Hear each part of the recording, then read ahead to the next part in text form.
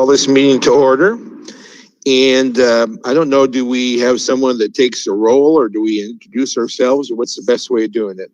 I've already noted everybody who's here. So yes, we have an agenda. I'm sorry. So do we have any public comment today? We do not. Yeah. Okay. If I may just, I'm sorry, there are two callers. I just want to make sure that we got those. Who's caller 1 and 2? Yeah, this is Wayne. I'm one of them. So it's just audio works better for me this way. Okay. And any other, who's the other person on the call? Tom caller. Okay, great. Thank you. Thank you. Sorry, Mr. Sola. No problem. Okay, so then it appears the next item is the approval of the March 26, 2021 virtual meeting minutes. Would someone like to make a motion to approve those minutes? Move to approve. All right. And I'm sorry, who was that? That was Wayne. Okay, as long as you know, that's great. And then we need a second. I'll second it. Okay, thank you very much. Any discussion or questions on that? All right, if not, do we, County Board, we have to do a roll call vote? I don't know, do we have to do that today? No, we don't. Okay, all those in favor say aye. Aye. Aye. Opposed, same. All right, very good. Thank you. So it looks like, according to the agenda, there are no actual action items, but we do have items of information. And the first one would be number 5, review of the fiscal year 2022 to 2026. That's kind of weird to say that number, but MCRP Transportation Improvement Program draft. And I'll turn this over to Jennifer. Thank you. And if I can, I'm going to share my screen. It's always exciting when that happens. Here we go.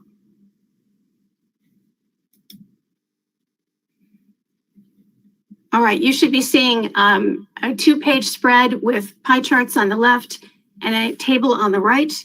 The pie charts on the left summarize our program for the next 5 years. The total program funding using constrained funding, in other words, the stuff that we already know we're going to get or that is available, totals $215,302,638, which is a lot of money, including the illustrative projects that have been put forward, which are non-constrained, for which funding is not yet established. And the prospects are, hang on a second, I need to close my door because I'm echoing.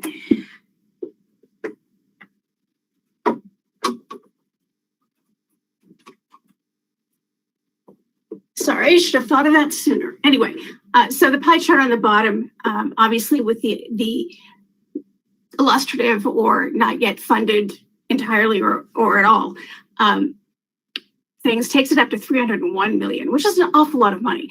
And as you can see, the amount coming from the federal government is wildly out of proportion to the constrained funding.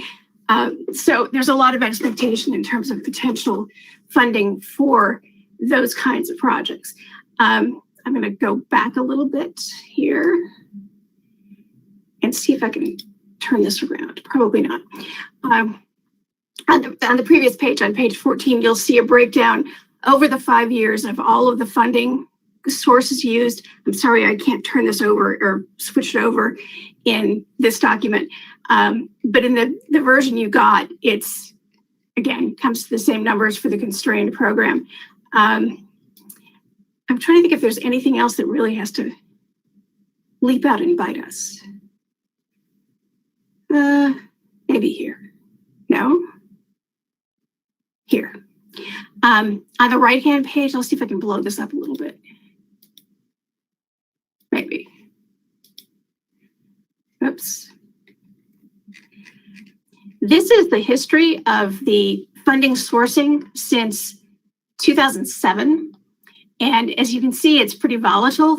There are years when virtually all of the funding has come from local sources because there were various crises running around. And then, of course, we have this year, which is the second to the last, which is pretty average, actually, the way things are going right now. And the average is just to its right, and it seems to be, oh, there, yeah. So as you can see, this is a relatively ordinary year looking just at the actually committed funding. So that is a good thing. Let me see if there was anything else I think you should see. I want to note that the version that I sent out, which supposedly had all the pagination corrected, one more thing.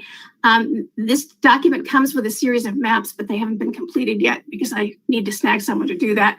Those will be put in as soon as possible. And what else? That's really about it. And for some reason I just ran out of document, but there is of course a transit section. We just recently got the update from Connect Transit for that. It is, and we have a section for show bus as well. The remaining providers, the 35310, basically nonprofit providers, are all in a situation where they really can't operate much at the moment. So I think we're going to sort of wait until we kick over into the new fiscal year, the new IDOT fiscal year in July, and see if we can't do an amendment for them if needed. They've all sort of suffered through the last year and a half, but they're holding on, and there is the prospect of new vehicles coming up. And so we think they're going to hang in there. But in the meantime, they're not operating in any real sense. So we're holding off on that. I know the earlier version of the document that was sent to you, if you've got any questions about that, or beyond the fact that the page numbers were screwed up, or anything else, I'd be happy to address them. And then, that's all I have, basically. It is a recapitulation of what's in the actual document. And I will stop saving. Hang on a minute. As soon as I can remember how. So Jan, this is just for the committee members. As you all know, this is out in for public review. It's in the public review period, and then we'll come back to you next.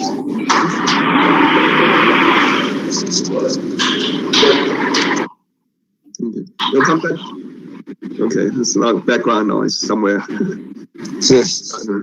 But it'll come back to the committee next month for your approval, correct, Jen?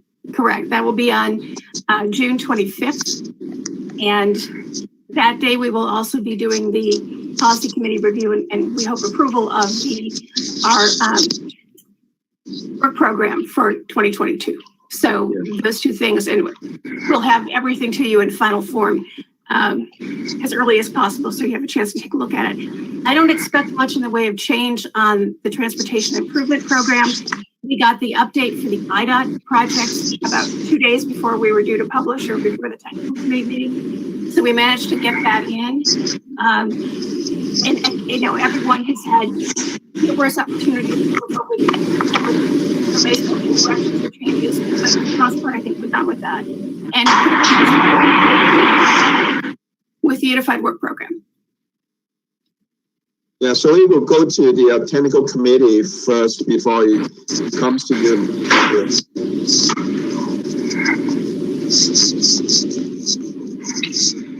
And as you know, they Okay.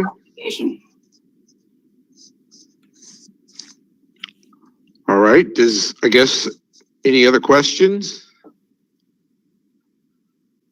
So we don't have to do any action. Again, it's not an action item. It was just for information. Right. So you know what's coming. Right. Okay. All right. Well, the next item then is that which may arise. I did have one comment or question, and I'm not sure. Hopefully you can either answer it or direct me the right direction. American Recovery Act. I know McLean County is getting supposedly a little over $33 million. That's the county government. And I know that there's some items that are restricted as far as specific uses for that. But part of that is infrastructure. And I don't know whether they consider highways, bike paths, show bus as infrastructure, and if there's any opportunity to spend any of that money for any of those items. I was wondering if anyone has an answer for that. I'm going to start with Jerry because all three of the local governments have allocated a relatively small sum they're receiving in the COVID relief funding. But as to the Recovery Act, I'm not sure if that decision has been made or if that's still something to come. Anyone have a thought about that? I have not heard anything as far as the American Recovery Act going to roadway projects or bikeway projects specifically.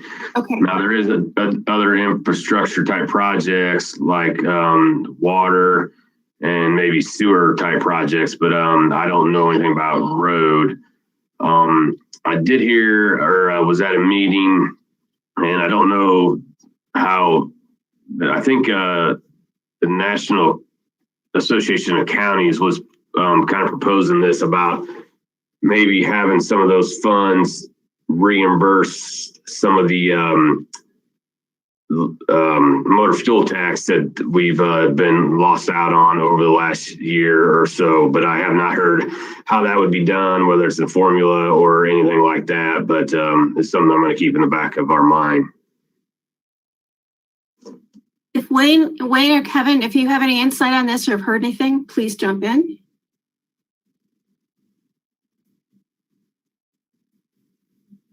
No? Okay. Kevin, how about you? Anything that's come through on this? No, I don't have any other insight. Okay. So it's out there somewhere. You just have to find it, I guess. I also know that the president, right now, Congress is looking at a major infrastructure bill. And again, I guess kind of selfishly, I keep looking at Showbus just because I know that they're behind in some of their vehicle purchases. And so again, I think, I can't speak for the county, but I would hope that if there is money available, maybe we could speed up that program of purchases a little bit. So again, the Congress is dealing with that right now. We don't know what's going to come out of that, but that's something I think we need to keep our eye on.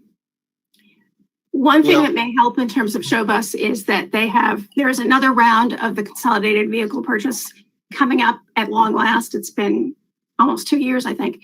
And they should be well positioned to do well out of that. And there's also a pilot program that IDOT is hoping to get funded through the federal government that would allocate, I think, electric vehicles to downstate in particular for a sort of testing process to see if they're usable. And obviously Showbus would be high on the list for that as well. Laura has been very proactive about saying, this is what we need. State, go out and find it, please. And that's worked, and I think it's working again. And we'll see how that turns out. That's reliant on Illinois getting one of these grants for this type of technology, but that might well happen. And I see this sort of cash flow for Showbus now because I'm the oversight monitor, and it's tight, but somehow Laura keeps it afloat. So we're keeping our fingers crossed and hoping that the bills get paid. Okay, then anything else that may arise? If not, looks like our next scheduled meeting is June 25th, 2021 at 11:30 a.m. Hopefully Mary will be back for that. If not, I am available. And I appreciate your being patient with me. And other than that, I guess we are ready to adjourn. Any objections or questions? All right. Well, everybody have a good Memorial Day weekend. Be safe out there, and we'll see you next month. Thank you very much.